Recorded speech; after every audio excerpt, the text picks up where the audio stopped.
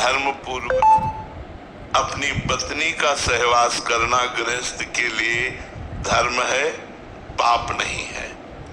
लेकिन वही गृहस्थ उसी काम से पीड़ित होकर जब दूसरे की स्त्री की तरफ दृष्टि डालता है तो दृष्टि डालना मात्र ही उसके लिए पाप बनने लगता है। हमको वैराग्य करना दूसरी स्त्रियों से, सम्य जननी का भाव, पूज्य भाव। दूसरी बात, गृहस्थ में आवश्यकता होती है धन की। यदि हमें धन चाहिए तो हम यदि नौकरी करते हैं तो ईमानदारी से हम अपनी पेमेंट भर में अधिकार रखें, घूस न लें, बेईमानी ना करें, अधर्माचरण से धन न कमाएं। तो आपकी सत्य की कमाई जो सरकार दे रही है भले यार बहुत थोड़ी है, लेकिन आपकी प्रियता बढ़ेगी। मानते हैं आप गाड़ियों में नहीं चल सकते, लेकिन आपका हृदय शीतल रहेगा, आप निर्भय रहेंगे, आप निश्चिंत रहेंगे, भगवान का भरोसा जागृत हो जाएगा।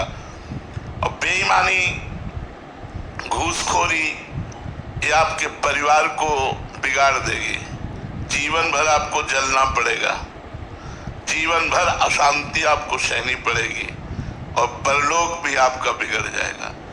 तो गृहस्थ धर्म में वैराग्य रुपये से नहीं करना, अधर्म के रुपये से वैराग्य करना है। अधर्म का 1 करोड़ मिल रहा हो और धर्म का 100 रुपया, तो 100 रुपये की तरफ हाथ बढ़ाओ। वो 100 रुपया करोड़ों से भी बढ़कर होगा, तुम्हारे परिवार को स्वस्थ रखेगा, शांति प्रदान करेगा, हृदय में शीतलता प्रदान करेगा, भगवत भक्ति प्रदान करेगा।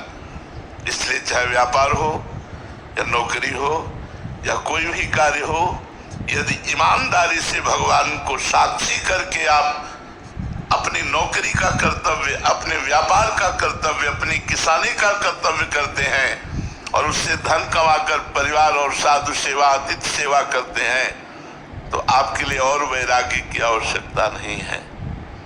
आप अपने परिवार को भगवान की सेवा मान करके धर्म पूर्वक धन कमाकर, धर्म पूर्वक भोगों को भोग कर, भगवान का नाम जप करते हुए भगवत प्राप्ति कर लेते हैं। गृहस्थ धर्म में वैराग्य का स्वरूप ये नहीं कि घर की सब सामग्री हटा दे, कपड़े लत्ते हटा दे, परिवार वालों से बोलना बंद कर दे, नौकरी छोड़ दे, ये वैराग्य नहीं है। वैराग्य है अधर्म का त्याग करने के लिए। विरक्त के लिए अलग मार्ग है, गृहस्थ के लिए अलग मार्ग है।